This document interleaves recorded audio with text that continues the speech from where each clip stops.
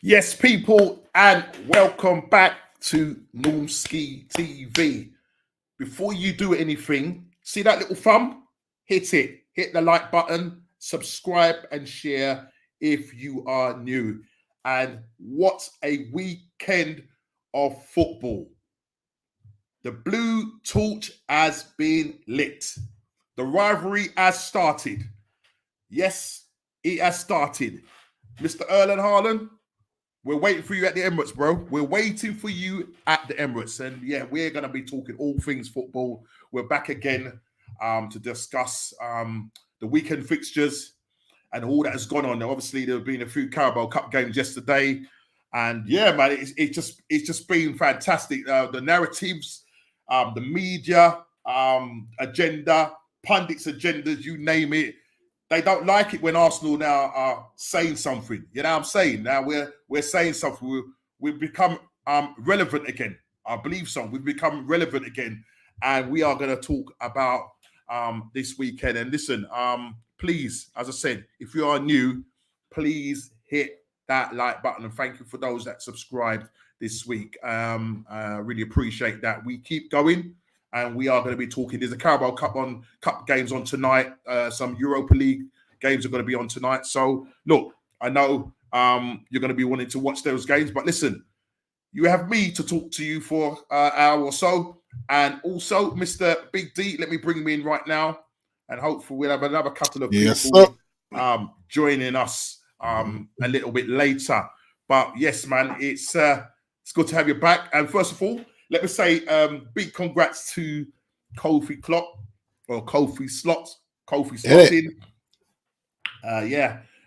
Man made. I was privileged to be at his wedding on Saturday, all the way in Norwich. What a drive, bro! I tell you, Kofi, it's a good trip. Yeah, it's a proper trip, man. It's like you do M11 and then the rest of it is A roads, bro. Long thing, but listen. It was a fantastic wedding. I posted on our chat. Kofi looks like a happy man, and right now he's away, sunning himself somewhere, wherever that place is. Congrats to both you and congratulations, Kofi, your wife, mate. And may your future be bright. Sound like I'm dreaming of a Christmas right there. Bing Crosby. But listen. Let's before we actually go into the menu tonight, it's going to be a lovely spicy menu, Big D. Yes, mate. Listen, look, let me say this. Yeah, I know in the past, we've had rivalry. Me, Arsenal and Man United back in the day, late 90s, early 2000s. We've had some massive rivalry. Pizzagate, for instance. Pizzagate, boy. Roy Keane and what's his name? Vieira in the tunnel, Roy Keane protecting his little brother, Gary Neville, Gary Neville. Don't hit me. Big up, Geezer. What you saying, bro? Big up to you, bro. Listen, yes, Thomas. I hope everything is well with you, bro. We will catch up, and I hope you're doing fine. And yeah, we'll definitely talk, man.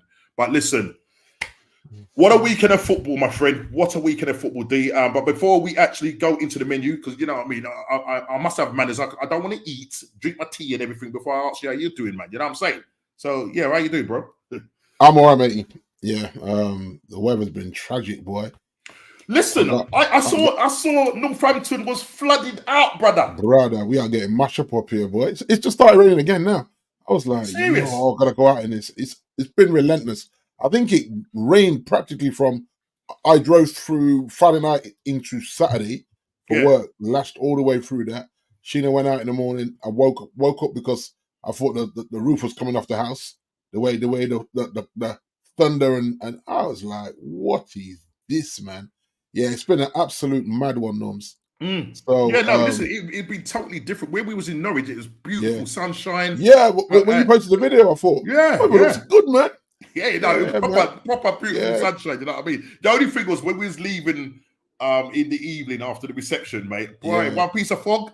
You know what I'm saying? Oh yeah, out there, Listen, yeah. Serious Yeah, folk, brother. I You know have what I mean? listen, man. I spent 3 years back and forth there. That's where Sheena studied. So I was Yeah. in Norwich on a regular. So I know how that fog and then Yeah. country roads would just mash you up, man. Oh You'd be like, yeah. sat behind a tractor for 10 miles. Like I Listen, can't see brother. around the bend. Can't, like you edge out, edge back in again. You're like, yeah, but I don't like them A roads, bro. I don't like them country roads. I'm not gonna lie. I'm not used to that. My missus are used to it because she's from a little Wellington up in the country there. So you know what I mean. She's kind of used to them little country roads. But look, D. I mean, listen, I mean, everything's good with you. That's the main thing. Man. Man United. Listen, we will talk about the fixtures. Let's get into it and just see what's on the menu tonight, guys. What's on the menu? We'll start off with the starters. You know, normal starters. It gets a little bit boring, but we are going to go Prem review and your player ratings. So we're going to look at the Prem fixtures over the weekend. We're going to be looking at Ref Watch, and we need to talk about these referees. Not Anthony Taylor, Michael Oliver. Yeah, that guy, bro. Listen, man. Look, and let me just, for the record, that wasn't the reason why we drew that game or almost won that game. Yeah, that's down to Mr. Trot. Yeah, down to Trossard. What you doing, brother?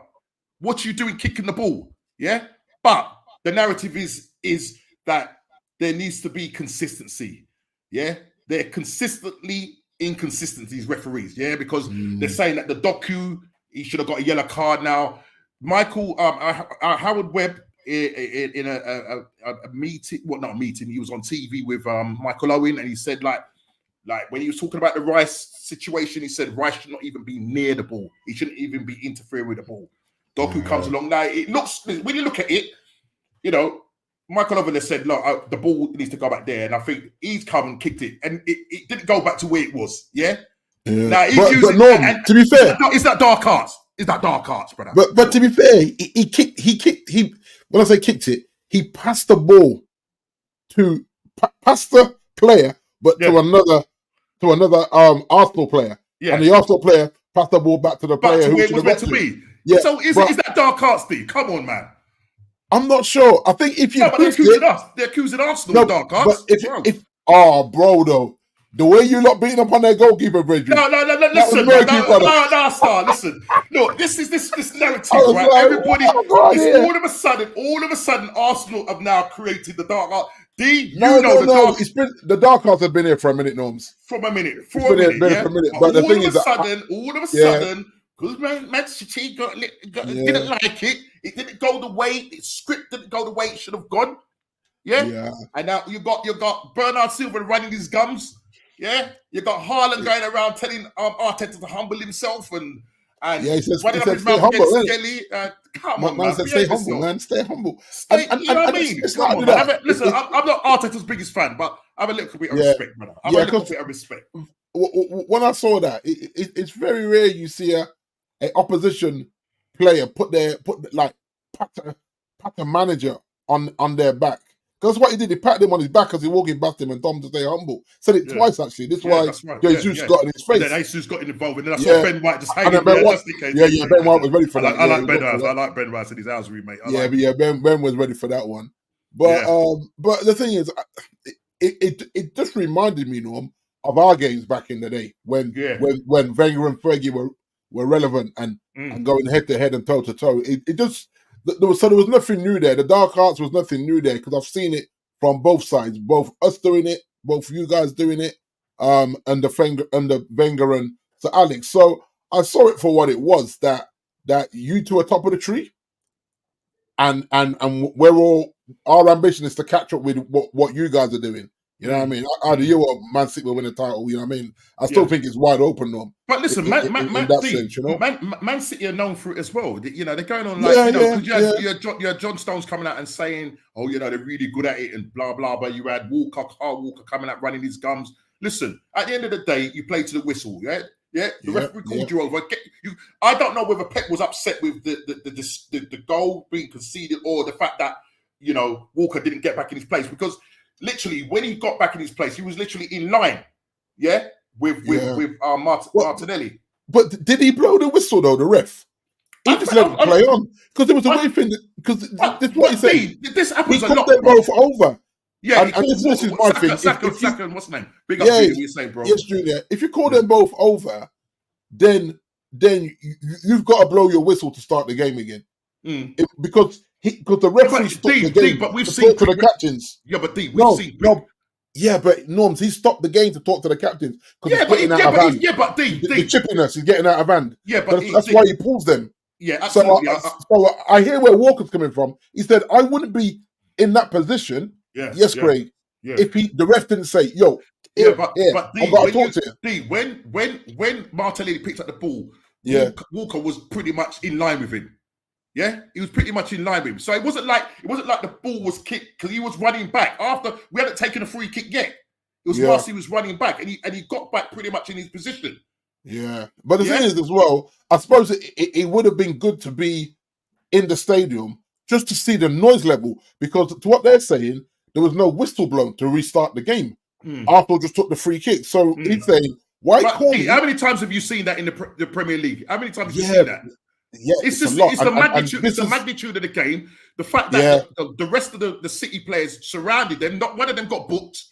Yeah, and that's what I'm saying. The thing with Michael Oliver, he's a bit of a joker. And listen, as I said, listen, this is not down to us. This game that we drew in this game, and we might as well talk about the Arsenal game because it is. Yeah. This game that we drew was not down to Michael Oliver. Yeah, he's a useless referee. And as you saw when I posted on our chat about the fact that this guy, has given Arsenal something like, booked them, sent them off 7 or 8 times, issued red cards. He's never issued a red card or to Man City. He's let them get away with the handball situation, the offside situation. There's loads of things, and it gets a little bit murky. It's not only just Arsenal. There's other clubs, saying the same thing. Do you understand? And the fact that he went to where was it? I think it was Abu Dhabi to referee games. Yeah, and who's looking after him? Bro, they're shaking it. Yeah, they're taking care of him. Fans are gonna get a little bit fickle and say, "Yo, what? You understand? What's going on? You understand?" And the thing is, he should be nowhere near He should be nowhere near that game, as in Man City. Well, he sent off. He sent off. Who did he send off last season? It was Martinelli in 2 actions. Where I think it was at. I can't remember what game it was, and I don't think it was at home or away. Yeah. But he ended up getting sent off. This guy has got history, man. You know what I'm trying to say? Yeah, because what you want as well, Norm, you want the credibility of the ref, and too often the referee makes it. The referees make it about themselves, Yeah. And it does spoil the game, because for me, watching the second half was tragic, man. It was like, this is. You killed the game because Arsenal literally went 5-4. You know what I mean? Or 6-3. It was like, blow me now. Yeah, because in the end he had. Rival fans are having a go. Yeah, but rival fans are having a go at us and saying, "Oh, you're defending deep, and why you defending that you should go out and attack." No, listen. He had no choice. He had to do that. Deep, 55 minutes. Yeah, that's what he had no choice. Relentless. Yeah, but Pep ran out of ideas because the people that had the most touch was Diaz, Walker. But if you look at it, this is where I think Pep was rattled, because common sense tells you to take off at least 2 defenders here. Yep. And you're left with a CDM and 2 natural defenders, and bring on Grealish and Foden earlier, and so I just thought he's got his own head here. Yeah, because remember, he does this in Europe a lot, where when they haven't won in Europe, it's because Pep's overthought it. But if you bring in them techie players that are good around the box, they may have won that game. He really overthought it, because the way Arsenal defended, it's like hands behind their backs, just taking the blocks. Yep. That way you can't say, "Oh no, he handballed it." No cheap handballs. It was very smart by Arteta. And whether people like that or not, I think for the neutral, it was like, now they're down. Because I would like to have seen 11 against 11, and you guys just kick lumps out of each other till the end of the game. But do you think that Michael Oliver could have sort of said, listen, we know and we heard the thing, it's the law, the letter of the law and all of that, blah, blah, blah. But as I said, it always seems to be this inconsistency because if you're not doing it over there, you're doing it here. I mean, he absolutely great. He cost us, yeah? So I want to say the referee just ruined the game. He ruined the game, but Trossard cost us. And like you said about the letter of law, it has to go across the bar. And some of the pundits were saying passing the ball back is totally different from hoofing the ball to the other side. And so, but the referee's got to look at it and say, I'm refereeing the game. This game, the energy is nuts. Right? These mans want to kill each other.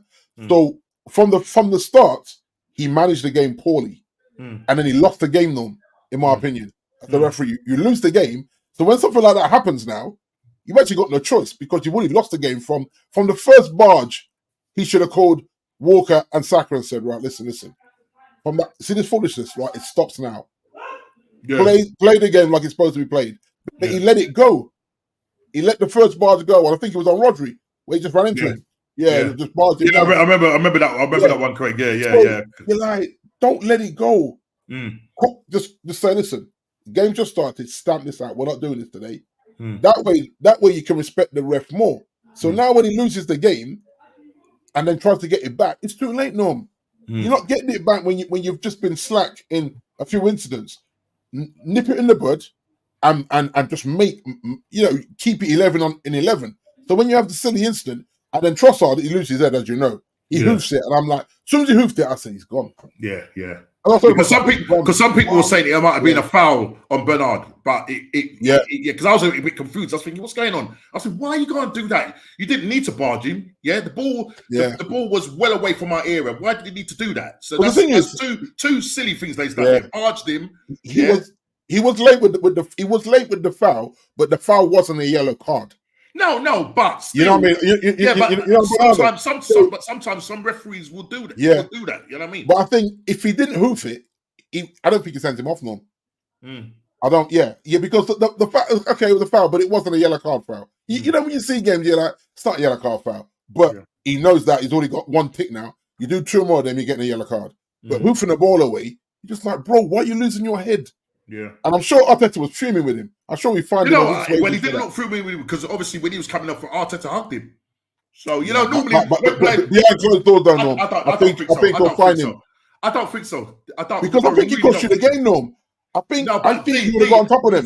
If you know us with this lovely club, this Arteta can be ruthless at times, but I don't think the fact. Listen, when a manager's upset with a player, because he doesn't even look at him. He just walks down the tunnel.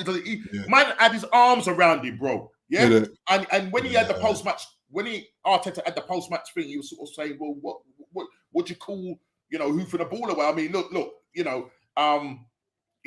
what do we need to do now? You know, what I mean, we can't even pass the ball. I think that was he was using. Yes, he said play without touching the ball. Yeah, play without touching the ball. You know what I mean? And obviously there was the time between the referee blowing it, and people were saying it was 0.84 of a second. Look, at the end of the day, you shouldn't have kicked the ball. You shouldn't have kicked the ball. Listen, he's come out and said, I don't know whether he's apologized to his teammates, but he came out and said basically to his teammates, oh my God, that means that Raya's probably either carrying a knock, because we're using a 16-year-old keeper tonight. Oh, wow. The youngest keeper. Well, fair play to him. That's a nice to get a start. Well, he would have been Setford, but he's 18. He's injured. We can't use Neto because he's cup tied because he played against. So listen. I hope he doesn't get boomed or anything like this because it's at home, don't it? No, it's at but bro, if we get 16, if we get. We're playing against Bolton now. Listen, Bolton are 18th in League One. I mean, that should be a training game. We should have enough firepower to beat them. But if Bolton got big players, I'm not saying because listen, he's 16, but he might have a certain maturity about himself. But this just shows the. I bet he's a big lad, no? I bet he's a big lad. He probably is. But it just shows the level of our situation with our injury situation. Yeah. And I keep going back to the fact that we didn't do enough in the window. I just think Edu done enough in the window, and this is. this is where you have it. You're calling on a 16-year-old because come and rescue the gig, as they would say. To come and rescue. So that's going to be an interesting watch. That is actually going to be. I haven't seen the full lineup, so Craig, if you could put it in the chat what the total full lineup is, and I can assess and say, well, are we going to win this game comfortably, or is it going to be a bit of a slog? We need to win this game because we need to win some sort of trophy. Listen, City got through last night 2-1 against Watford. Leicester won on penalties.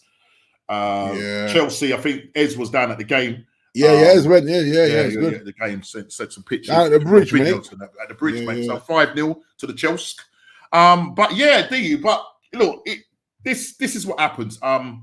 What's I saying? This is what happens when you don't have a proper transfer window and the squad isn't equipped to deal with injuries. Exactly, absolutely. So this is the situation with the game and the refereeing and the inconsistency of it. And now you're getting the whole thing about the dark hearts, and you've got Paul Scholes. Listen, Paul Scholes, I admire him as a football, but sometimes the man needs to just pipe down a bit. I was watching him on Overlap, and he was sort of saying, I know he mentioned something about he mentioned something about Rashford and that, and I don't know whether he should have said that, but just talking about what he said about us, that the fact that I think Jamie Carragher said that Rea he's noticed, if you could have the stats, that our goalkeepers go down a lot more than any other goalkeepers. He was catching. I think every catch he went down on practically.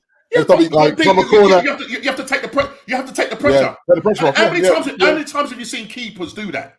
Yeah. How many times? Because I think it's like a 8-second rule or something. Like you catch it, you go down, you look up, and you look around. Then you get out. You get out. There's nothing wrong with that. But he called it cheating, and like he's never cheated. Every goalkeeper does it. The dark arts, and you've got some media, outlets, even to the point where they're saying the dark arts went as far as us. And I want to just share this. Just quickly, what Junior's saying. I think Kuka got an that will make Ez happy. He likes him. Well, listen, it was against Barnsley, who were in the 4th tier. So was it Barnsley? Barrow, sorry. Barrow, because we played Barnsley. Yeah, we played Barnsley. Sorry, apologies. You got 7. And the thing is, Norm, it's a training game. Just like I said last week, and people were cussing me for it, saying, "No, you can't say that." So listen, 7-0 against Barnsley. Like, let's not get carried away. Let's not do that.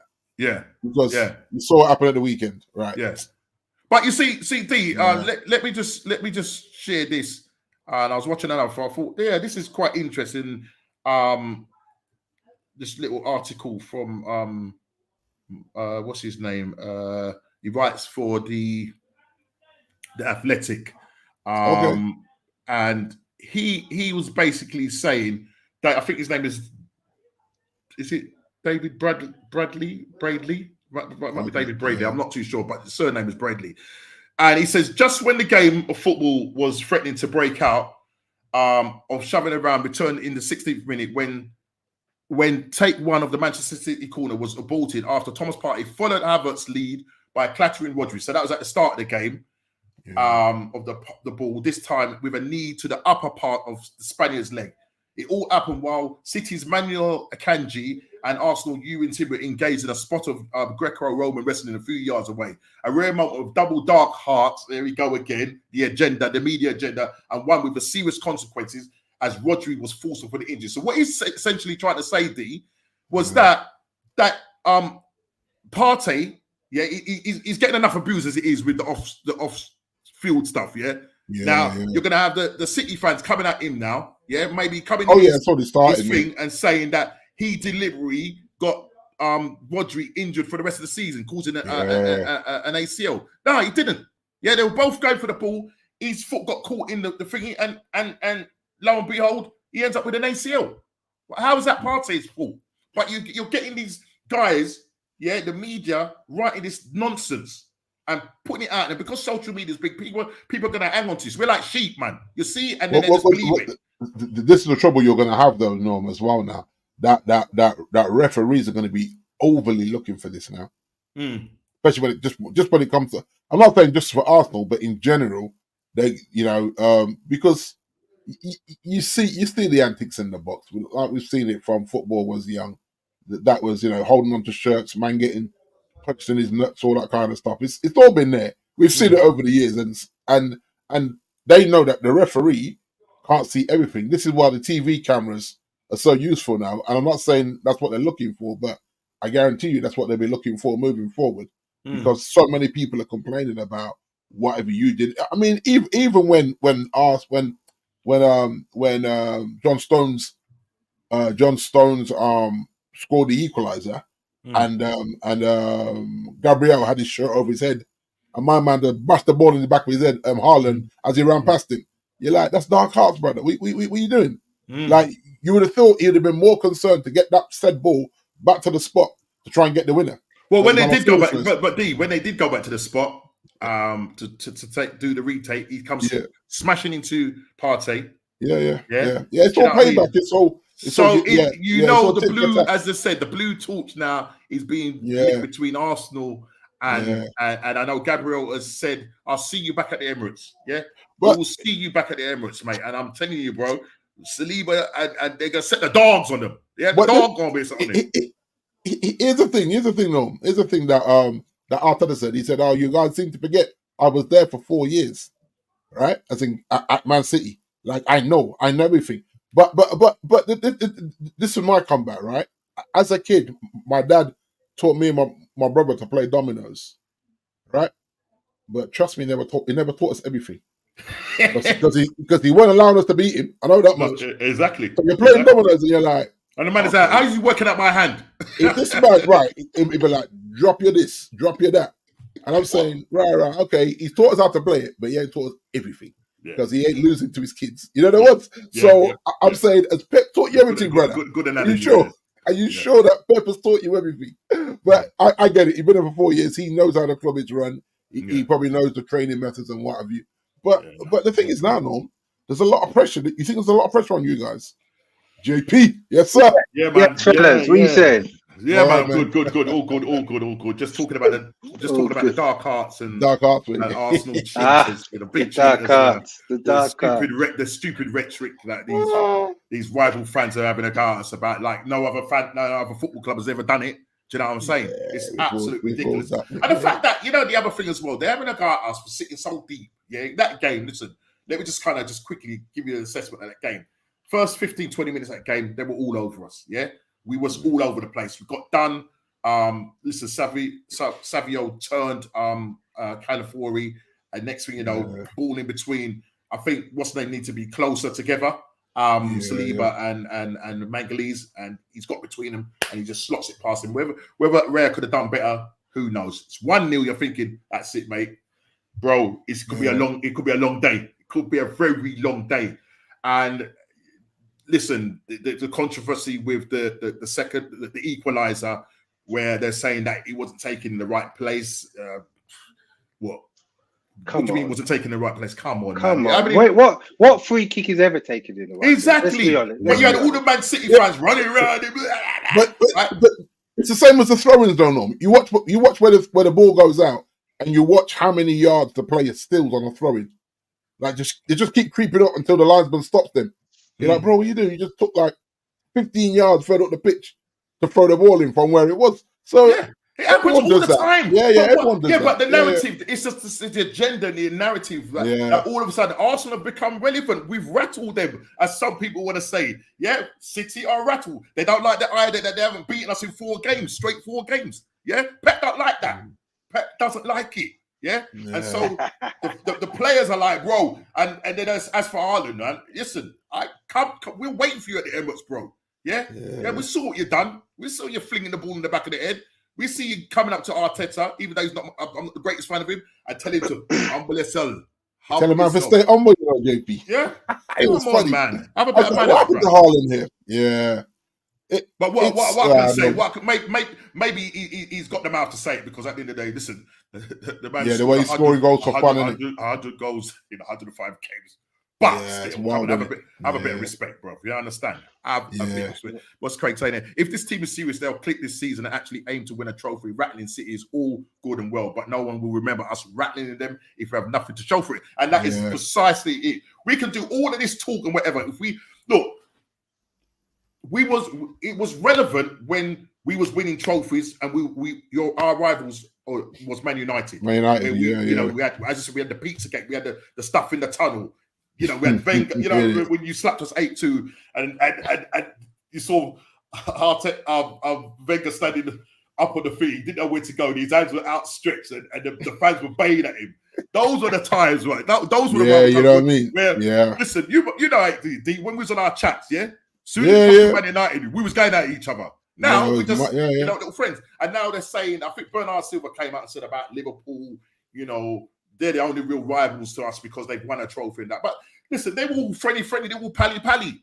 Yeah, we did Pizzagate, bro. Listen, we won't. Yeah, it's a different football now, Norm. It's a different football. Now, we need to win something to say say that guys we're are always a bit too pally, though, Norm. I maybe, listen, I'm a little bit old school. What are you saying, June? I find it difficult sometimes with these players, these modern day players. How they like they're so pally. Like before a game, you're having like a. Do you remember when Phil Neville and Gary Neville were both they wouldn't even talk to each other. Because Phil went to Everton. Yeah, you remember he captained Everton, and they stood in the tunnel, and the guy said he ain't even greeting his brother, you know. He ain't even greeting his brother. Gary's like, I ain't having it, mate. He gone to the enemy. No, when it comes to football focus. Yeah. These guys all taking selfies of each other in the tunnels and talking about, I'll get your shirt at the end of the game. Yeah. I'm about to say that, Jay. Like, you watch a Liverpool game and we get slapped 3-0, and man's trying to get his shirt off. Oh, come on. Brother, get to the change room and do that foolishness. No fan wants to see that. What, you trying to exchange? He just beat you 3-0. You want his shirt on the pitch in front of fans that are still in the stadium. It just tells you it's soft. It's a soft underbelly mentality, man. It's horrible to watch. It's like, nah, man, bring back the rivalry where I ain't talking to you. Not even on England duty am I talking to you. They're the ones, because that's what used to happen. Gary Neville said it. He's like, United players be there, Arsenal players be there, Liverpool players be in their little section. They got on the pitch and did what they had to do for the nation. After that, they ain't dealing with you. But now they're all going out for drinks and, okay, call your missus, we'll go out for a meal. It's like, what? No, I mean, look, what I liked, it was good to see, like, you know what I mean? It was good, it was like good old fashioned, you know, Premier League back in the day. And I like to see it. And listen, if it means that, you know what I mean, we're going to have a siege mentality, let's have it. You know what I mean? Hopefully Arteta will go into that changing room and remind them when they come to us at Emirates, you see all them things that these guys did? Go out there now, do something, Go out and win something, With as Craig said, you know, in the chat, we may have rattled them, but nobody's going to remember a rattled trophy, Go win the Premier League, There is an interesting thing though, Norm. Pep, I watched Pep's interview. Pep said he texted Arteta later on, in, you know, either the next day or later on. They had a chat. And he's basically saying that they're good. He said, that's Mick Allen. You know what I mean? So that was interesting as well. You know what I mean? But Pep weren't rattled by it, but the players were. I think the players were rattled. No. Pep and Arteta are good friends. So So he said he texted him and just sent a message. Unless, you know, in the heat of the battle and that, you know, when you want to win something, you know what I mean? You might go at him, but listen, they're good friends. But the players don't like each other. That I can say. Watching that game, the players definitely don't like it, especially Haaland and Gabriel. You know what I mean? And Gabriel said, "Yo, that's all right. We'll, you know, the war started. We'll start that. We'll see you finish the battle. At the Emirates. But listen, if we're gonna finish the battle, we need to be on their coattails. And listen, you know, at the end of the day, it's unfortunate that as I shared earlier on, Jay, that you know this Bradley guy who writes for the Athletics came out and alluded that you know. What's his name? Partey caused the injury to Rodri, which is the absolute lie. Absolute lie. What are you lying for? Why are you creating this narrative? But listen, talk all you want. Put out all the stuff that you want about Arsenal and that. I just hope that this will get Arsenal's siege mentality and they will go out and say, listen, everybody's against us. Rival fans are against us. The press are against us. You got Paul Scholes running his gums and saying that we're cheats and like he's never cheated. You know what I'm trying to say? Paul Scholes, mate. Yeah? You chat about those. Hey, Norman, just watch it, Norman. Yeah, just watch it. Yeah. Listen. Yeah? Listen. There's certain people, Looms, you can't sit down in front of 2 Man United, man. I think you can slate off. That's what I said. Paul Scholes. But D, you said no. Listen, Scholesy gets it. The thing is, I think with Scholesy is that because he didn't talk much as a player. He's a failed manager. Yeah, I think because he didn't talk much as a player, sometimes you got to look at him and say, bro, you never used to do interviews. But boy, you're saying a lot now, bro. You know the ones. Yeah, but the thing about him is, he's saying a lot. Yeah, but he's got a lot to back up when you talk about football players. But I don't think he can come out and say that Arsenal were cheating and all that rubbish because he said he was cheating. Well, if that's his opinion. Obviously, Paul Scholes talks. You're going to agree with it. You can't even see your mouth, Jay. Look at your mouth. You don't even believe what you even say. No, I'm saying Paul Scholes is paid to share his opinion. Right. Paul Scholes believed that Arsenal, bent the rules a little bit in their favour, right? Right. Okay. And he voiced it. But on a serious note, though, I personally. Everyone that had a go at Arsenal for the way they played that second, I don't understand it, Norms. That's what I said to him, Jay. Do you know how I feel about Arsenal? But the honest truth is, it doesn't make any sense. If Arsenal, I know it might have felt like a bit of a defeat at the end because you conceded so late. But the reality is, if you'd have come out in that second half and tried to play football, you'd have lost the game. Exactly. Then they were trying to say that we was naive. And then they're saying he was naive, 100%. Right? And back in the day, that's what we used to do, yeah? Because we didn't know how to defend. And this soft belly thing now is gone now with Arsenal. This team now, they're going to stick up for themselves. They got some big old players in that team, and they're gonna stick up for each other. You can see that. Evidently see that. I thought you defended well. But people are saying, "Oh, you should have done this." Listen, if that was Man City. If that was Man City, listen, Real Madrid last season did it. When they went down, they defended. That's right. Nobody said anything. They were heroic. And just caught them on the break. Yeah. Listen. And the thing is, I was almost hoping that at some point Arsenal would catch City on the break because literally City are camped in your half and you think, if Arsenal catch them on the break, they could score here. But I think the way they had you penned in, we didn't have no outlet because we played a 6-3-0. Yeah, literally, or we a had to 5-4. just protect us and just that one little slip, that little slip, you know what I mean?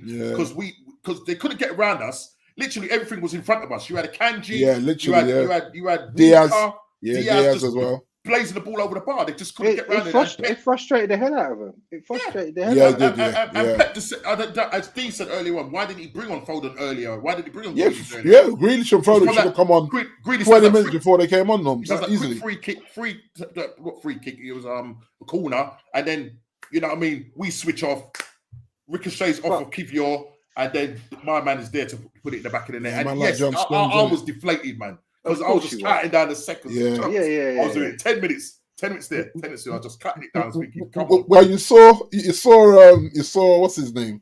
A light skinned brother, at AFTV there. What's his name? He was at home. Troops. Troops was there with his time with it. And then you just see the man just on his knees, I was like, yo, bro, turn off the stream, brother. Turn off the stream. No, that was tough, man. That was tough, funny to watch. I was like, bro. Yeah, he messed himself up there. The FA said he should get a ban for throwing the ball at Gabriel's head. Cowardice. Oh, the FA said that? Okay. Yeah, I haven't read that, but that's interesting. I felt like, bro. We'll talk about any other business. We'll come to that. Bro. Listen, so what a fight! What a fight! But yeah, and just going back to this defending thing. Now, at the end of the day, listen, there's different ways or several ways that you can skin a cat. Yeah, and I'm seeing now the way Arsenal are playing now is that if you're coming up against, especially if you're coming up against a good team, and especially if you're down at 10 men. Yeah, Arsenal got the best defensive pairing in the league. Yeah, it shows. Yeah, 12. I think there's 12 away games, and out of those 12, we've drawn 2 and won 10. Yeah, and that's playing against like the top 6 sides. Yeah, All right. Exactly. So the thing is, yeah, as I said, 7 ways to skin a cat, because that last season when Tottenham went down to 9 men, what did they do? High line. Yeah. Right. Yeah. They played the high line. They made Nico Jackson relevant because he ended up scoring an hat-trick. Yeah, you get me. Yeah. So Arsenal did what they needed to do. Unfortunately, 30 seconds ago, we conceded, and I was absolutely deflated. Yeah. But at the end of the day, I'll come away and say, was that a good point, or was that 2 points drop? What would Man City say? Because even like a lot of Arsenal fans were saying that Man City were cheering a draw last season. Rodri came out about us and saying that why was we celebrating a draw? You know what I mean? So it works both ways, because even their they ran onto the pitch when that goal winning, their physio he got yellow card, didn't he? He got yellow card for that. Started a melee between the two madness. camps. Yeah, you know what I mean? And Arteta just turned around and was just looking on and thinking, I'm not going to get involved. I ain't got no time point. to get banned or nothing like that. You understand what I mean? But but the truth is, Norm, the truth is that defensively, you probably are the best defensive team in the league. So down to 10 men, why would you not defend? Yeah. That's it. There's no point Arteta overthinking the situation. You're down to 10 men. You got 2 of the best centre backs in the league. Defend. End of story. Defend. Yeah. And if you get a break and you catch him on the break, so be it. It didn't work out that way, but I think you're at City, treble winning City. I hate to say that, but that's the facts. And you came away with a point, and you were 10 men down. Like, there's no shame in that. We played pretty much 55 plus minutes. Yeah. I can't remember when he got sent off now. Play for 10 minutes, you know what I mean, against City. Yeah. And so I don't know if it would have been different if there was 11 men. I felt, personally speaking, that if we had 11 men on that pitch, I think, because after the equaliser, we got on top. And even though we didn't have more possession than City in that first half, we was right on top. As I said, the only thing that messed us up was the Trossard situation where, they added on 5-6 minutes of extra time in the first half, and he then gets himself sent off. And then it's backs against the wall. Do you know what I mean? Saka was sacrificed, you know what I mean? And, he played Martinelli at left back, you know what I mean? As I said, 6 at the back, 3.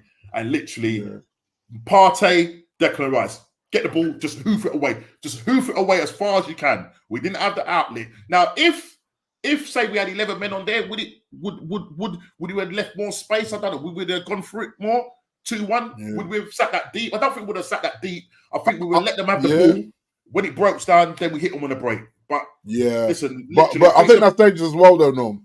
I think inviting the pressure is dangerous. Like, in this situation, we had no choice, D. We had no choice. That's what I'm saying. I'm saying, but with 10 men, you got to defend. But if that's 11 on 11. No, but what I'm trying to say, I don't think we invite that pressure. Even though you're trying to protect the lead. Yeah, no, I'm saying if you're winning 2-1 and you're going into half time to score just before half time, because our set piece is like scoring a penalty, and twice they got warned.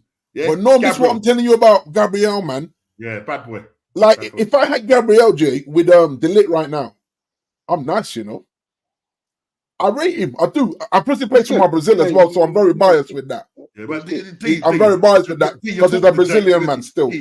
I'll take him, Norm. If you think Believer is Jay doesn't rate none of us. I do. He don't rate none of our defenders. No, I'm taking Gabriel JP. Honestly, I told you the other day, Norms is a good player, but I was messing about.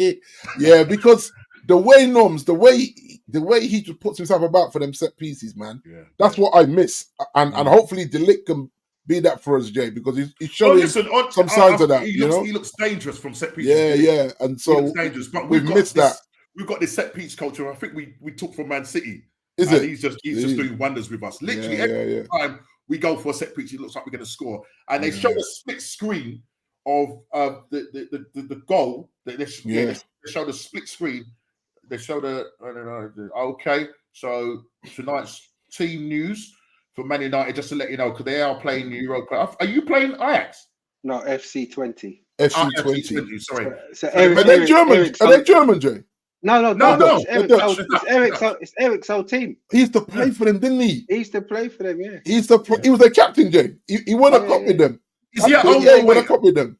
It's at Old Trafford, mate. Old Trafford.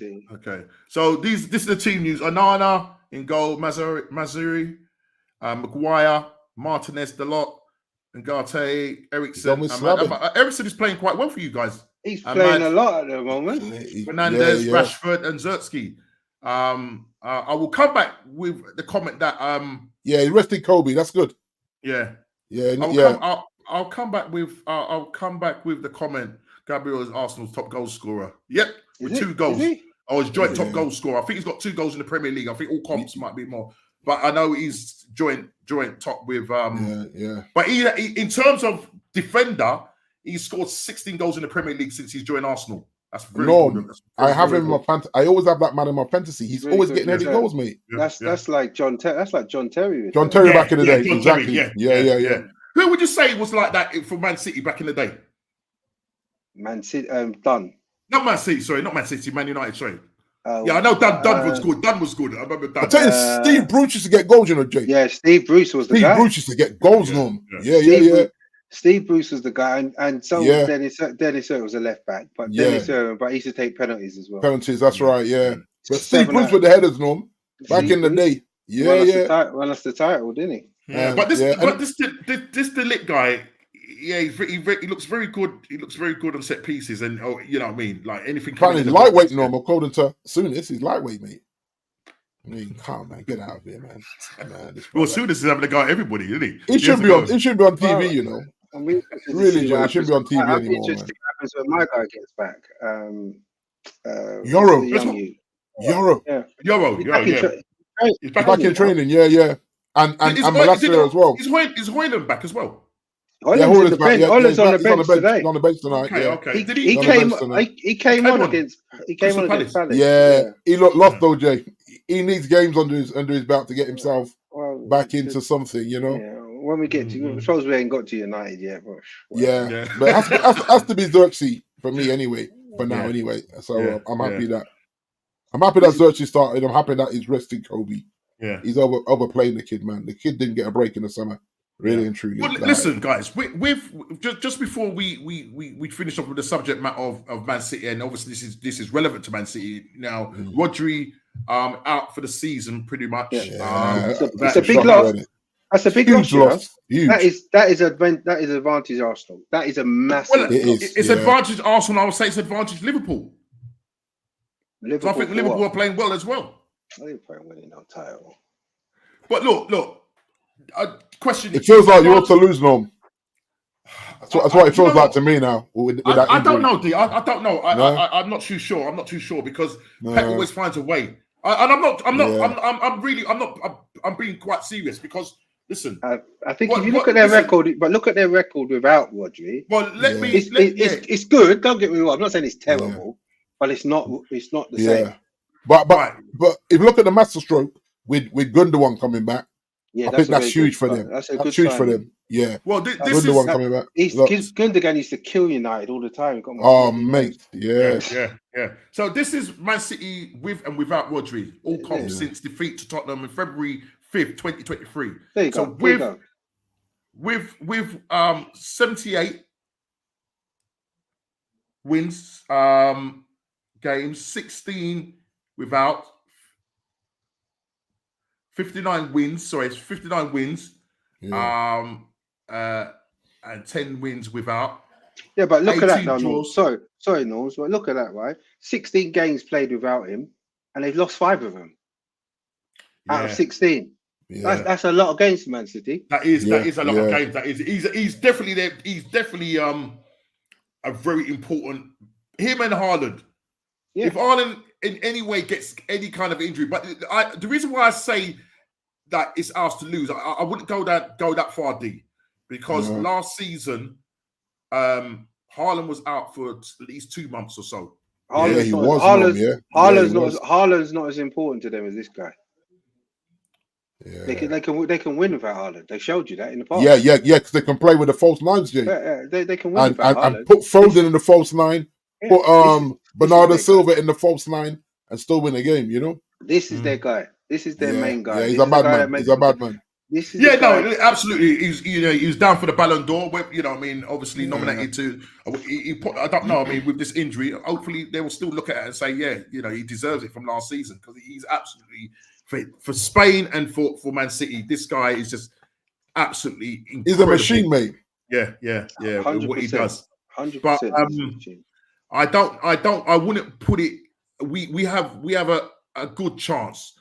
But I just think Man City, because of the quality and depth of the squad that we haven't got, I think we may just come up short again. Unless we do something in the January window and go and get a bona fide striker. Because if you're looking at Gabriel, our defender, who is our top goal scorer, you're getting David Raya every week pretty much, getting player of the match.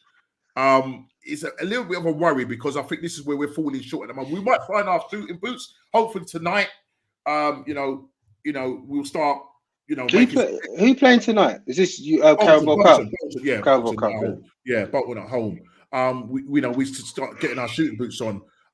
We need to start finding a goal, and then we have because we've had a tough start to the season, guys. And if somebody told me that. We would have lost Odegaard, lost Moreno, obviously we haven't seen Moreno play, lost Declan Rice for the North London derby and come out 7 points out of 9, I'd bitten your hand off based on, the situation with our injuries and that, and having 3 back-to-back away games and included in that was Atalanta away, where again, David Raya saved us with the penalty.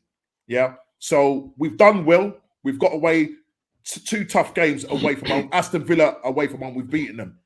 So these guys have got to go to Aston Villa. They've got to go to Tottenham. Do you know what I mean? We've gone there with 10 men and got a draw. But I think we still do need to maybe get 1 or 2. And as I said, hopefully Moreno, I think he started training. He's had the sling off and everything. I think he's back in training, light training. In the press conference, they did say, Arteta did come out and say, that it might be weeks away for Martin Odegaard. Now, what's weeks away? Is that weeks as in months, or if we add it all up, or is it like does he come back after the internationals? I think more than likely you'll probably see him in November. Now we play Liverpool at the end. That's going to be a tough game at home. But prior to those games, we've got Leicester this weekend at home. We have Southampton at home and Bournemouth away, and slapping in between that, I think Shakhtar Donetsk at home. So we've got a lot of home games. So this is where we need to make inroads and get the points back on the table. Make it count. Get back into winning ways. We've got to do that. Just let me say, what did you think of that goal by Califuori?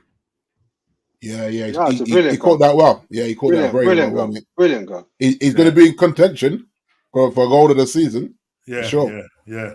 But that John Giroud, I think right now, he looks like he could be the that was a nice one as well, weren't it? Yeah, he looks like goal of the season. But so the thing is that I think the door is open for a number of teams. Yeah. But I just still think I've still got Man City as favourites to still go on and win this league, unless we do something in the window and get back all our injured players as well. We had a good one last year, though, Norm. So I doubt you're going to have a second season where you had minimal injuries like you did last year. Last year you were pretty healthy. As a yeah. So football is a strange thing like that, It is. Let's come on to your game, Man U, going to Crystal Palace away. Now, that's not a very good hunting ground for you because last season you got pretty much slapped by Crystal Palace Barcelona.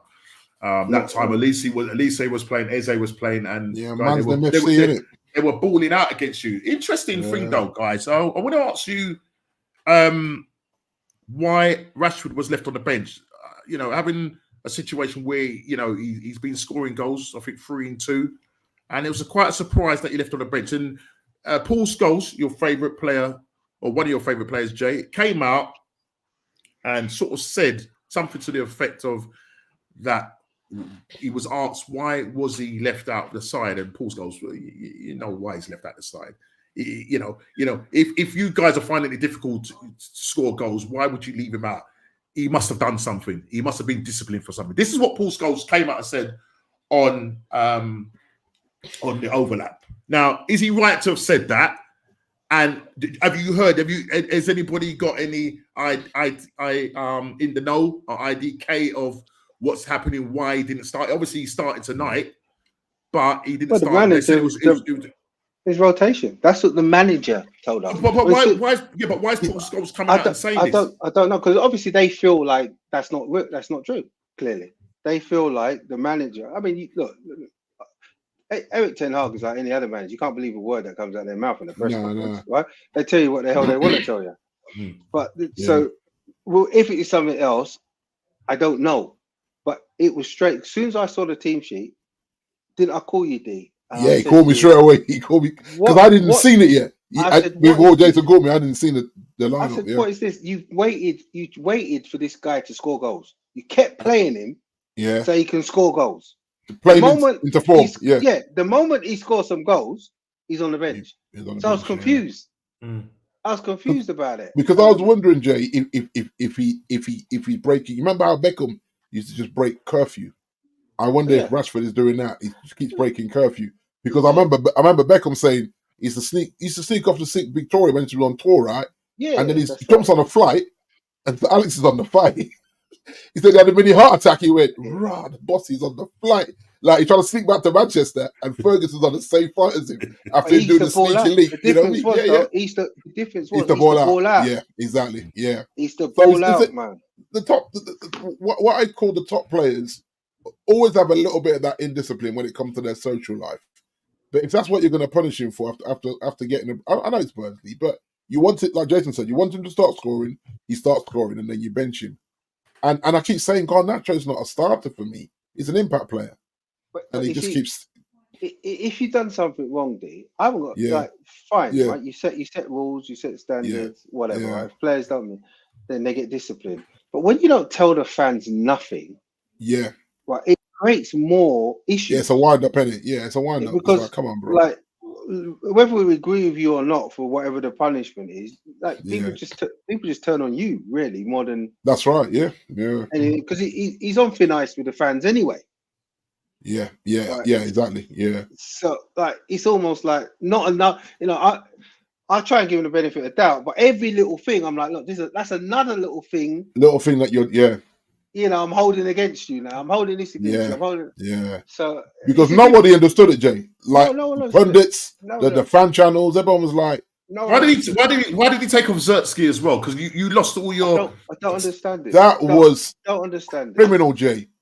Literally, Norm. He took up his 3 technical players: Zertsky, Eriksson, and Ahmad, and we lost the second one. We lost the game. Control of the game. We're awful after that. Wow. Shocking. Wow. And I'm thinking, what game were you watching? The first half, you could have been like easily 3-4-0. Yeah. You know, the chance they had. I think what's the name hit the crossbar, but I don't know if he was offside when he. It was 2 crossbars. It was double crossbar twice in the same movement, pretty much. Garnacho and then Bruno. But to play to Bruno, the way the ball came up, at the height, he had to kick it into the ground first to try and get some control. That's why it sprung so high. If he could have just got his laces through it on a half volley rather than what he had to do to control it, he may have scored that. But I look at Zertsky, and he's got to be annoyed that he never had 4 assists in that game. He got to be fuming because I thought he held the ball up well. Was he still coming deep? I didn't watch. Yeah, he was coming deep. Yeah, he was. That's his game. That's his game. That's why he's not really a prolific goal scorer. Yeah. And I don't even know if it's fair to call him a number 9, right? Yeah, and that's why he said I'm a 9.5 because I like to drop deep in midfield and almost play a bit of a midfield role in what creating space for the runners off me because he's always going to draw a defender when he does that. Almost like what Harry Kane tries to do now. Exactly. There you go, Jay. But Harry Kane scores goals still. Yeah. And that's what you want. I actually don't mind him dropping deep to link the play, but as much as, but then, like I said, he could have had 4 assists in that game, and I think he's got to look at that and say, guys, I'm handing this stuff on the plate for you. You got to be finishing, and again, not finishing our dinner. That's 3 points drop for me. That's a winnable game. Easy. A very winnable game. I was fuming in the end. I was fuming. I was like, come on, man. So bro. do you know what it was? Right?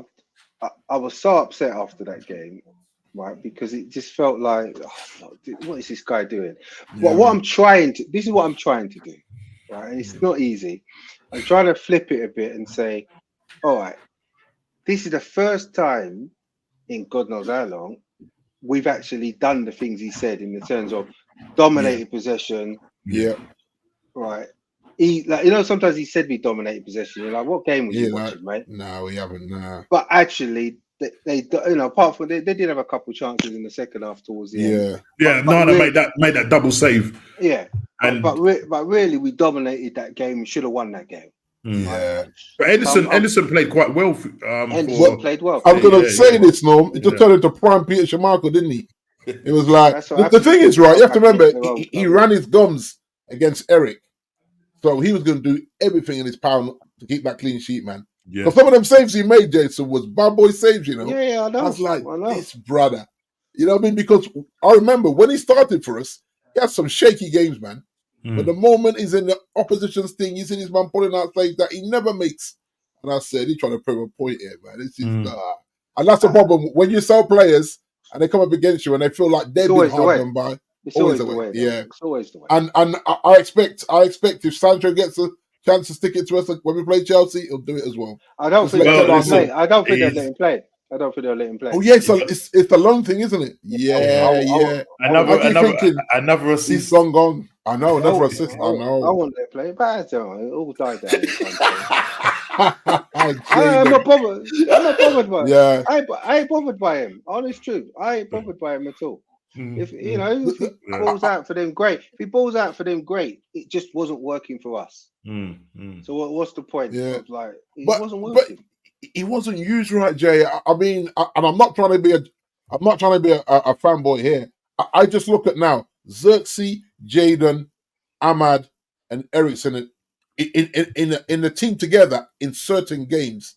That's a problem for the defense because they're all good in the. You know when them teams sit in them low blocks, Norm, like what you guys were doing, like 4 players that can just maneuver the low block and get goals. It's a rarity. But Ten Hag don't like that. He likes pace merchants. Jadon is not a pace merchant, nor is Ahmad. I guarantee you, Jay, he'll look at any excuse to drop Ahmad in the near future. Mark my word. The moment Ahmad has a couple of shaky games, he's going to hold bench. And then people will say, we got no one to hold the ball up and actually help Ericsson control the game. And I think Ericsson... I like Ahmad. I think so do I. He keeps the ball well. But I'll be honest with you, I think United fans hype him up too much. He ain't all that. He's all right. No, but he's not reckless though, Jay. And I think he's really one-footed. He's a tidy player. He's just a tidy player. He's tidy. But his end product sometimes ain't great. His final ball's awful at times. So the bits where and he's not as young as Garnacho, where you can say, you know, Garnacho's play is a young winger's play. Yeah. Right. Whereas at times he does great stuff, and at times, and then there's other times he's frustrating. Yes, he's frustrated. But I think this guy, he's not that young. No, but yes, I hear that. But I actually think Ahmad could play in the 10 as well. I think he's more than just a winger. I think he has them Ericsson feet, and I look at Ahmad and I look at Kobe Minu. And I think they can learn a lot from Christian Eriksen. That's just me looking at that profile of Christian Eriksen and what these two can do with the ball at their feet. That's a sort of. I'm not watching Bruno. I'm watching the way Eriksen plays when he gets a game because I don't see him getting a lot of. I mean, obviously now he's starting tonight. He started. That's what I'm saying. But he started in the Crystal Palace game. Yeah, and the game before, and the Barnsley game. Yeah, and to be perfectly honest, you know, there was talk about him going. You know, he doesn't have the legs, and now, you know what I mean? Yeah, I don't, you know what I mean? I don't know. It's because obviously, I'm just trying to think if there was any other midfielder that he was like in terms of attacking midfield, not attacking, but somebody of the creative. We haven't got it, Norms. Yeah. If you look at it now, that's why you've had to keep him. Because I look at Bruno, and if Bruno's not on the set pieces, I don't see the creation, Jay. This hoofball is not going to work for me. You're not going to break down them good teams. We're not breaking down Arsenal and Man City and Liverpool did with you see the hoofball stats? football. Did you see the stat I sent you? I think I sent it to you, D, earlier in the week. And it was something like Manchester United. We've missed the most big chances in the season, right? Yeah. And the way we're giving away the ball, Jay, was that the one? And we've got a really good XG. Yeah. But our goals scored is terrible. Yeah. So we're not scoring goals, but we should be scoring goals. That's a different problem to what we had last year. Last year we weren't scoring goals, but we weren't creating any chances. Yeah. So this year we're actually, you can see creating, we're doing a bit better. So we're creating chances, but we're not scoring. But then it says that Bruno Fernandes has lost possession 34 times. It's too much. Most of any player in the Premier League. Wow. It's too much. And I get it that he's trying to create. Not at that level. Not at that level. Brother. Too many straight passes, man. It hurts. It just hurt. It just hurt the team balance. Bruno Fernandes under a Sir Alex Ferguson winning team is great. Bruno Fernandes for Man City or even Arsenal is a good player. Bruno Fernandes in a team that's struggling is a real frustration. Because again, he has moments of absolute brilliance. Right. But what you get with that is you'll get 20 passes that you're like, what the hell is that? But then you get that one bit of absolute magic that gets you off your seat. And you can sometimes forget about the other 20 things that was But to be fair, we've had that with the pass that Casemiro put in. This was in, what game was that? Casemiro put a through ball in, and he literally bent the ball around the defender as Ahmad is running onto it, and just breaking the lines, and no one even saw that pass coming. And I look at that. Bruno can do this, so can Kaz, but it's like, how often do you do it? Kaz can't do it. Well, that's what Martinez brings, which is really great as well. So Martinez from a centre back position can really cut through those lines with his passing. Martinez should have been on the pitch. He's the only one we've got that can do that. Was stupid, Norm. I don't understand that. I don't understand what he was doing. I don't even know what he was doing. Right. If he got sent off there, who can argue? Exactly. And that's why I keep talking about, this inconsistency with the ref, because he has that bozo in him, doesn't he? Why are you jumping in with two? I think last season VAR would have called him over to get sent off. And it would have been gone. Yeah, it would have been gone. Now they've slacked off on all this calling the referee over business. Yeah, right. And they're trying to let the referee's decisions go. Unless it's blatantly obvious. Well, there was the handball with Sanchez, Chelsea against West Ham. The guy handled the ball out of the area. The man. The goalkeeper. They're trying to say that did he stop a goal scoring chance but evidently not. And I don't think the referees, I don't know if he saw it or what, but I don't even know if it was a yellow card issue. Did he get a yellow card? I can't even remember. I don't remember. I'm not sure. I can't remember. But you know what happens in Norm? Sometimes the goalkeepers forget that they could just chest the ball down or headed the ball out. But because they're so used to using their hands, they actually forget. Bro, you panicked. It's like when he got the ball away. You know what I mean? Because the thing is, he was out the area and the ball was there. It's like, oh, just chest the ball down, and put your boot through it. And I think it's just that DNA of catching the ball or punching the ball or whatever. He just couldn't switch off from I'm the goalkeeper. No, and that's what I like about Edison. Edison's chesting that ball down and playing a perfect pass to somebody. You know what I mean? That's the difference in goalkeeper spec, as it were. But Ten Hag, I don't know if they do a consultation on the subs, because the game I'm watching, that the subs was awful. No, it was awful. It was like, what are we doing here? And then you wonder, are you playing for a draw at Palace now? That's what it felt like. What you've just done here is to play for a draw. And you have to remember, we are top of the bottom of the league now, with a 0 goal difference, bro. Man City's 11th with no goals to give us a plus. I mean, honestly, 7 points, 0 goal difference. I'm like, wow. Yeah. When you got a massive game this weekend against Chile's lot, isn't it? Yeah. Coming to town. I'm surprised he ain't come on to give it the big one, mate. You know, Chile already bigging himself, man. I mean, look. it's going to be an interesting game. You know, sure. Tottenham sort of bouncing back from the defeat at the Tottenham ground, and then listen, they had a bit of a scare when Mbeumo scored that goal at Brentford. Yeah. And it's like you're thinking, whoa, but they come out 3-1 winners. You know, they get their scoring boots on. Solanke gets his first goal. In the Premier League for them. Yeah. I think Son scores in that goal as well, and Yeah, Brennan Son. Johnson, who Brendan. you know, He's been cussing it. Yeah, the Tottenham fans are not happy. Yeah, with, but they've been cussing him. Yeah, they got him. But look, Ange's still gonna play the same way. I mean, he ain't not. But look, high line, and you know they play night. It's exciting football, but it comes at a cost. It does come at a cost, and I don't know how you guys are going to fare against them this weekend. What would you think? How would you think it's going to pan out the game with their playing the high line? Because you've got pacey players to get behind them. Yeah. It'd be interesting to know how Ten Hag sets up for this. Yeah, and I was going to say he probably will go with a pace attack, and then to sit and soak up and catch them. You know what I mean? Because saying that now we've got the midfield to control games, Jason.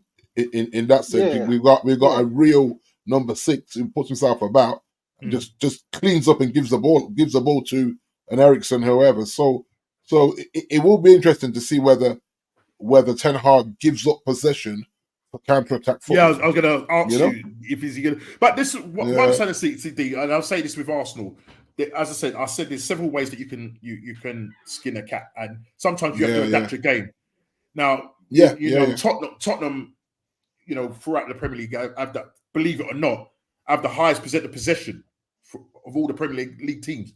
Oh wow, wow. Yeah. So I just say if they come to Old Trafford,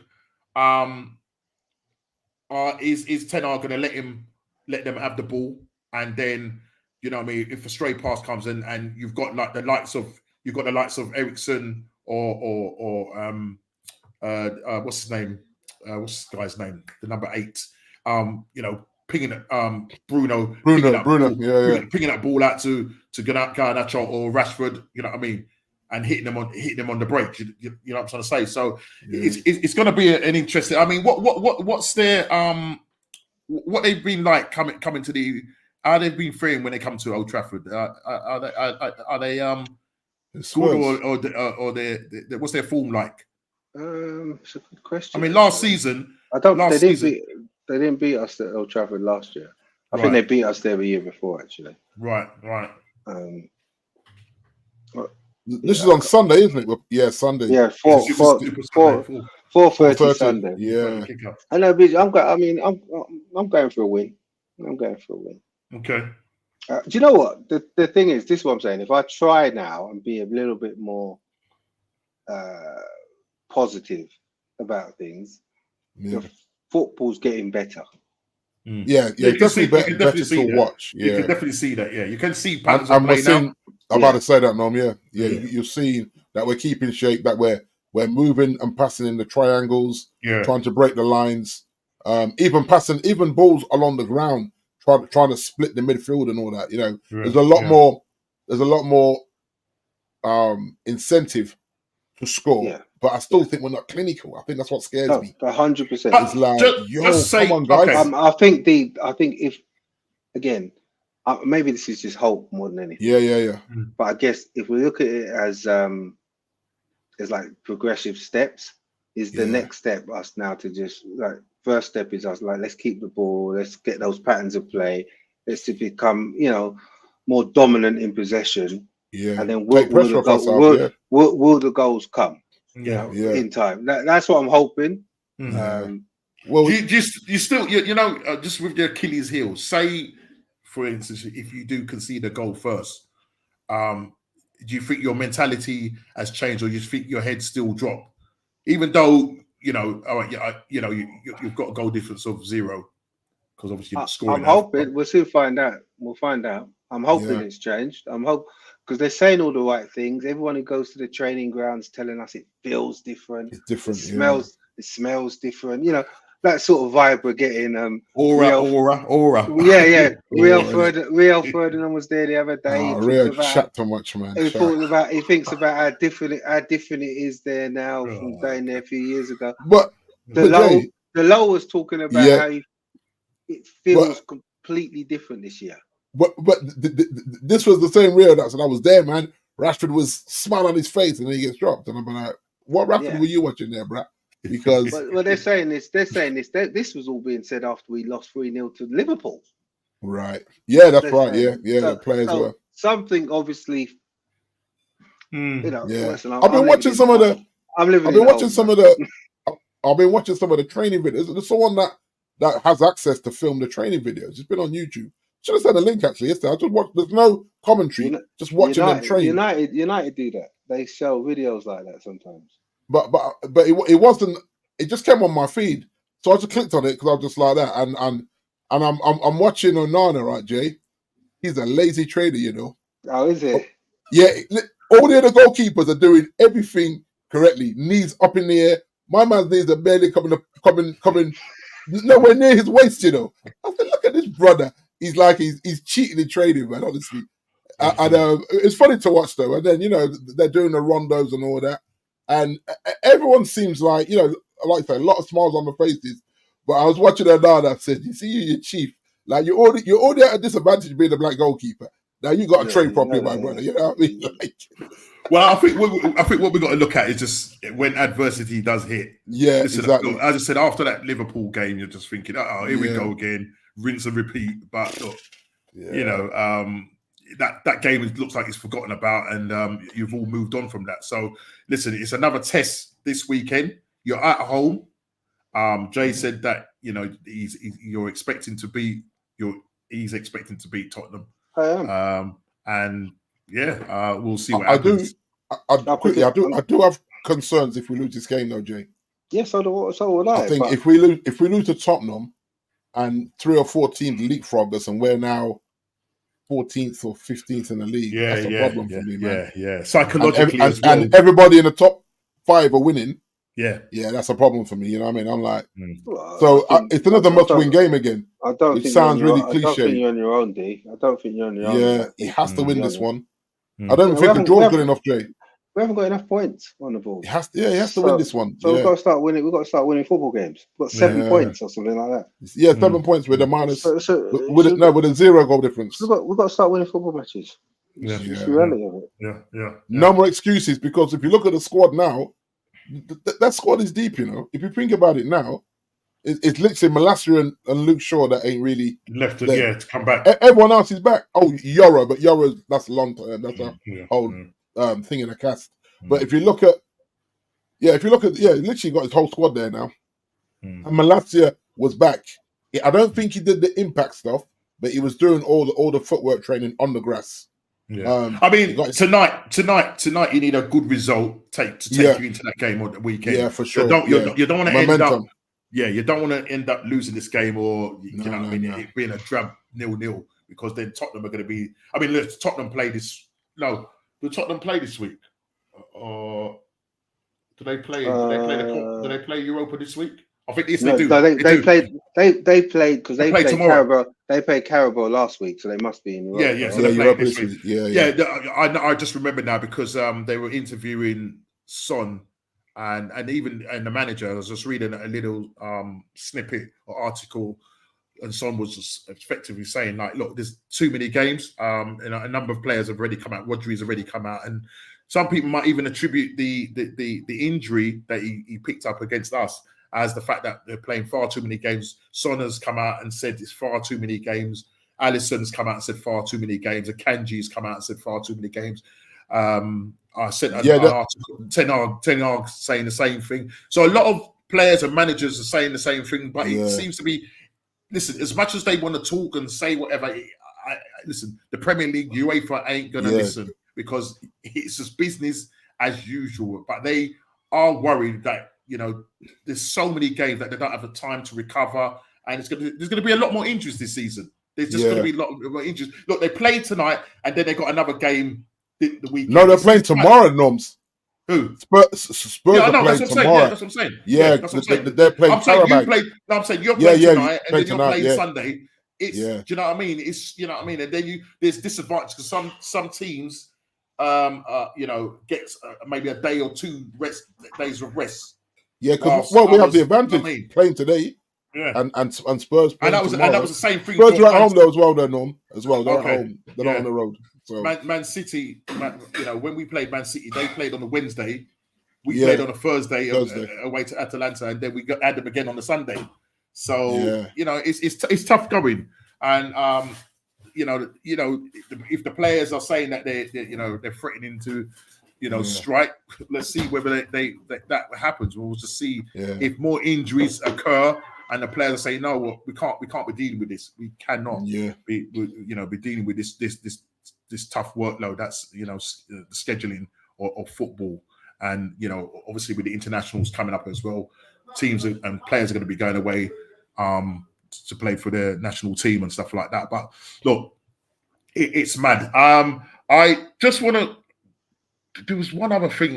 What was it? It slipped my mind. Chelsea. I just want to quickly touch on Chelsea. I know Ez is not here, but listen, Chelsea started to find a bit of form, scoring lots of goals. Nico Jackson and Cole Palmer got the most in terms of GA between the best player partnership at the moment in the Premier League. Okay. Nico challenging his Tito, mate. Yeah, and Tito boy. Maresco has got them, playing a nice brand of football. It looks like it's coming together. Listen, they last night they played Barrow 1-5-0 and Cuckoo getting that trick. That's it. Training game, mate. That's what I'm saying. And when you training games, but then they go away to West Ham and beat them 3-0 or 3-1? I don't remember what the score was. I think it was 3-0. Yeah. Or 3-1, something like that. I can't remember. I think it was it 3-0? The West Ham game. Hold on. They beat West Ham 3. So I think is it 3-1? I thought it was 3-1. I thought it was 3-1. Was it 3-1? Yeah, man. Was it 3-1? Well, whatever, they beat them anyway. I mean, and Locatelli, you know what I mean, spent a lot of money on West Ham, bro. So listen, my brother-in-law is probably not a happy man right now, but he was giving it the big. When I saw your brother, I know it's 3-0. It's 3-0. Oh, it's 3-0. Okay, yeah. 3-0. He was giving it the big talk about what West Ham was going to do. Little talk now. It's little talk now, right now. So, Ken, if you're watching this, it's little talk right Ken. now. Okay, listen, big up to him. But yeah, Chelsea. Listen, do you think with the squad and the money that they spent, do you think that they will make top 4? Well, definitely in the hunt for it. Do you think they'll finish above you? Well, on current form, yes. We're hoping this current form needs to change, Norm. Like, we can't have this squad, Jay, and not qualify for Champions League. That's just not an option. So, and I think Chelsea are our biggest rivals for that 4th spot. Barring injuries from Man City and Liverpool, I'm feeling that it's like us Tottenham, Chelsea slugging it out, and I don't know whether we have a chance to get. Big up Kofi, man! Congrats, man! Watching from Rhodes, Kofi, bro. Kofi from Rhodes, you know. Congratulations, man! Yes, big up yourself, man. On his honeymoon with his lovely wife, it was fantastic. Young lady there, man. In Norwich, and now he's sunning himself in Rhodes. So big up to you, brother. Yeah, and listen, man. Kofi, Kofi, don't let the What's Going On podcast be the cause for this unhappy honeymoon. You know that, bro. You know that. But big up to you, Kofi, man. Keep the honey in the moon, my brother. Keep the honey on the moon. You know what I mean? But thanks for tuning, my friend, and love to Lucy and the family, man. Absolutely. Yeah, man. Big up, man. Big up. Fantastic wedding, mate, and long may the love continue. Yeah. I don't know if the love's going to continue between Trent and Liverpool. Real Madrid. Come sniffing, man. You know what I mean? I know. He says he wants to probably be the captain of the club. Yeah. And I suppose the pay. You're probably looking at about what, 300, 350? It has to be. Will Liverpool pay that money? Listen, be. We'll have to see, man. Because as I said, him, Salah, and Van Dijk, Virgil, yeah. You know what I mean? That's free contracts that will be up in the summer, and come January, they can talk. And Real Madrid at the moment are monitoring the situation, especially with Trent, and he's got a good friend out there, in Jude Bellingham. Wait, Kofi got married. Oh, big yes, you did know that. Man, man. Big up to him, brother. But yeah, so listen, we won't talk too much about Liverpool. Listen, they had a good win on Saturday at home to Bournemouth. Had a little bit of a scare, but in the end, come out prime winners. We go again. Chelsea on the march. Yeah, slapping up Barrow yesterday. I'm not too sure who they're playing this weekend.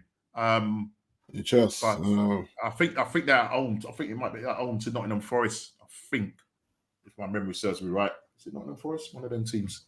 I can't remember. Is it Nottingham Forest? Don't even just trying to get the. I'm sure it's Nottingham Forest. Why is it not showing me? I'm sure it's Nottingham Forest. Let me see. Is it Nottingham Forest? What's that? Saturday.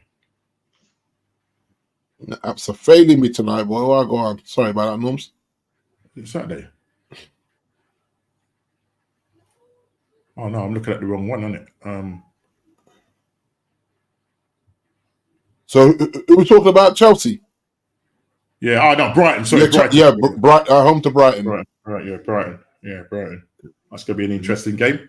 And City go to Newcastle. City go to Newcastle at 12:30. Yeah, the Nicky Browns. Yeah, and obviously, they're going there without Rodri. Listen, come on, Newcastle, man, sort it out, bro. Sort it out, man. Tell your spadrin, yeah. Jay, tell your guys friend, at home to Leicester, your Newcastle friend, man. Yeah. Put some prayers down for us. I went to his wedding last week. Is it? Congrats, cool. Congrats. Congratulations, man. Congrats. Good stuff, man. Big up to him. Liverpool away to Wolves. 1,700 on Saturday.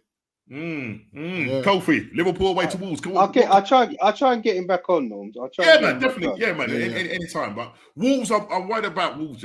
I'm worried about Wolves right now. With Gary O'Neill, I don't know. We'll see what happens with them. But at the moment, they ain't doing too well. Yeah, Wolves and Everton -9, 1 point. -9 goal difference. Sitting in 1 point. That's relegation 4 minutes. Are they second from bottom, or is it Southampton? I can't remember. No. Wolves bottom, Everton, Southampton. Wow. So all three teams are on 1 point, but Wolves are only Southampton are only -7 rather than -9. Not only that, listen. There's talk about Sean Dyche, right? He could lose his job. Wow. And they probably lined up Graham Potter or the thing is, Mr. Northgate. The thing is, they're building that new stadium. They can't be playing in the best stadium in the championship.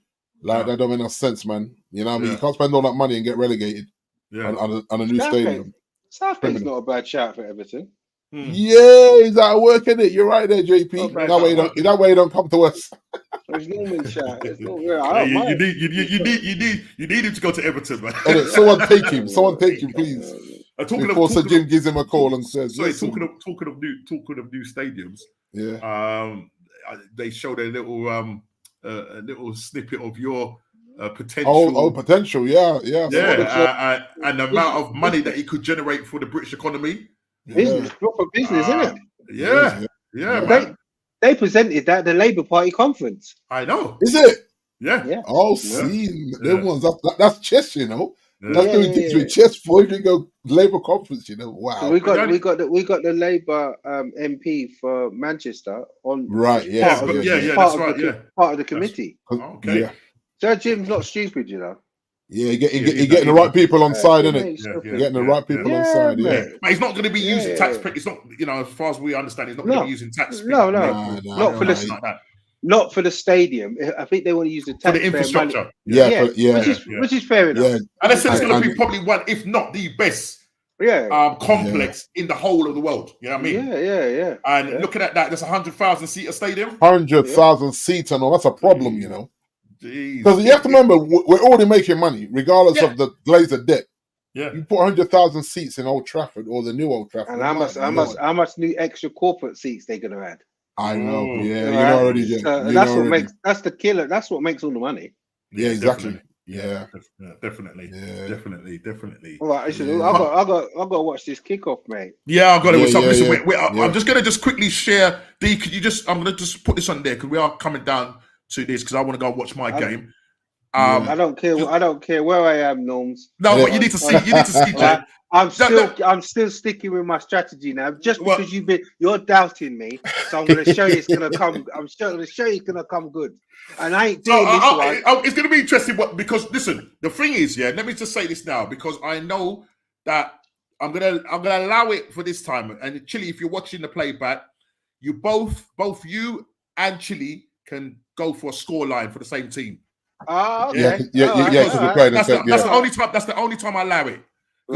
Chile always goes for Tottenham 2-1. He never deviates. Yeah, that's right. Yeah, Tottenham 2-1. Yeah. So on this occasion, that's the only time I'm going to allow it. But other than that, So So I'm going United. So thank you. Yeah. So that's cool, Chile, Jay. if you're watching, I will put it in the chat as well, so that everybody is aware of that. So if everyone's going, no, you can't go for the same team on this occasion. I've always allowed it whenever Man United and Tottenham are playing. Oh, sorry, D. Do you want it then, D? Do you want it, D? No, hold it, Jay. Hold it. It's cool. Hold it. You're the veteran. No. It's all good, man. It's all good. So, D, could you just quickly run us through this, and then I'll just show the right. So, by the way, this is why I don't do fantasy league. The other day, when Man United scored an extra goal, I was vexed. Yeah. It took away my 3 points. Bro, listen, man. I'll say, please, man, got that goal, man. Because I think you know what? If you'd got that, I would have ended up bottom. Yeah, that's right, Eddie Doms. Yeah, you know the ones. Don't worry, I'm coming. If you just quickly run through this, quickly, and then I'll just go there. Yeah. Boy, I don't know how I snuck up there, but I had some favor.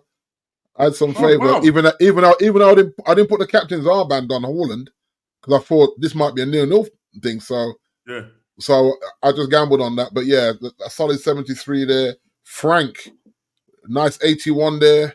What we got? Phil 74. You know that guy. I'm looking at Malcolm X, right? Oh, this is the guy that Chile told me. Where is he at the moment? He's second. Okay. Harley Ryder. Yeah, he's second. Yeah, he's using software and all that madness apparently. Right. So Chile told him just I see my guy Phil, Godiva Warriors. The Godiva Warriors was the name of our basketball team in Coventry, and he coached that team.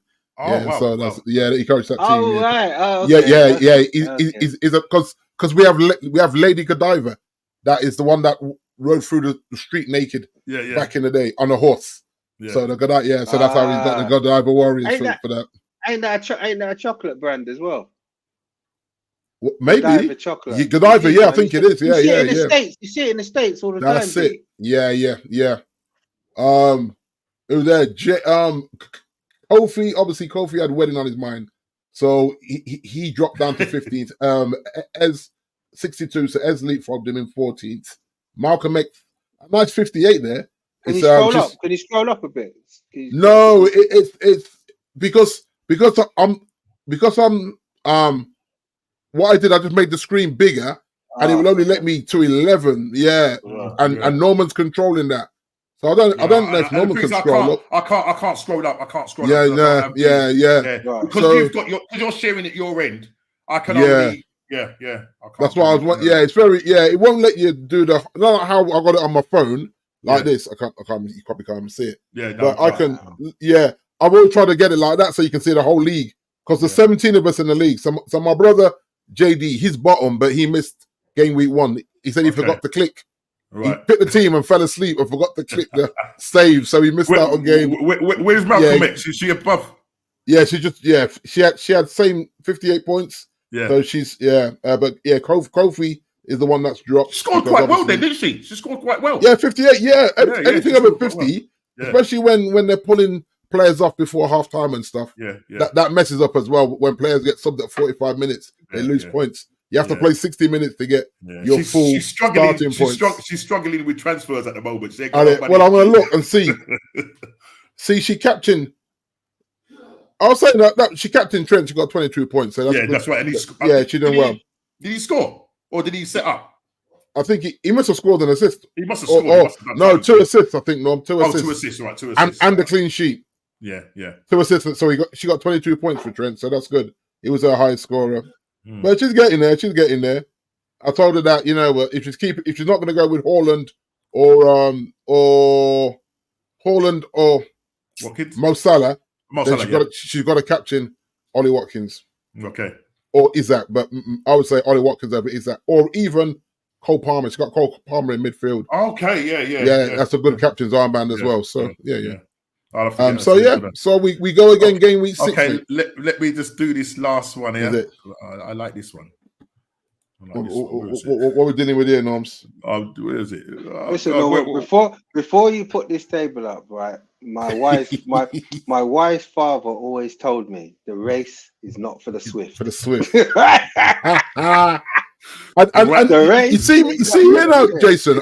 I always rather be about 3rd or 4th rather than leading the pack. You see, like in the fantasy league. But for now, I'm leading the pack. I'm like, you know what? No, I'd rather be right here.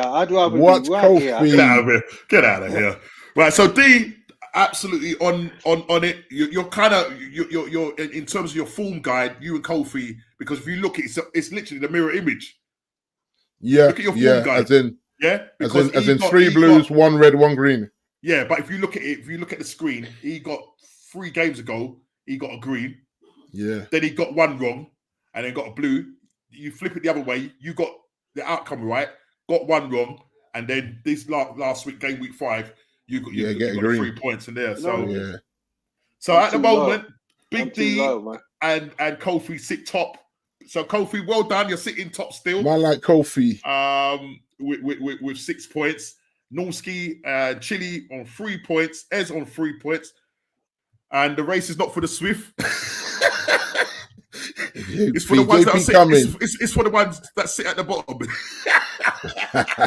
JP's coming. He's coming, man. It's going to be a big one this weekend. It's going to be a big one this weekend. It's going to be a big one. I'm going for 3 points. I'm going for 3 points this weekend.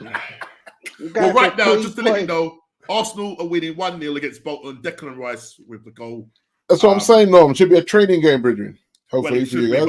But I need our front 3 to be scoring. Yeah, not Declan Rice. Yeah. Listen, I don't mind the goal, but I need to see our front 3 is going to play. So, listen, after this show, I'm going into the front room, settle myself down, and watch show. But people, if you haven't hit that like button, before you leave, hit that like button, subscribe and share if you are new. We go again next week, game week 6. Put your predictions in on our what's going on chat, and we see where we go from there. But listen, people, please hit the like button, subscribe and share. I'm out of here. Take care. Oh, they nearly scored. Oh, yeah. 20. 20, yeah. Yeah. It's raining heavy at Old Trafford, you know. The rain is lashing, bro. It's always raining. Always raining. Oh, no, always raining. Listen, guys, go and enjoy your game. Yeah. We're out of here. Take care, guys. Peace out. Yeah, take care, man. Blessings, man.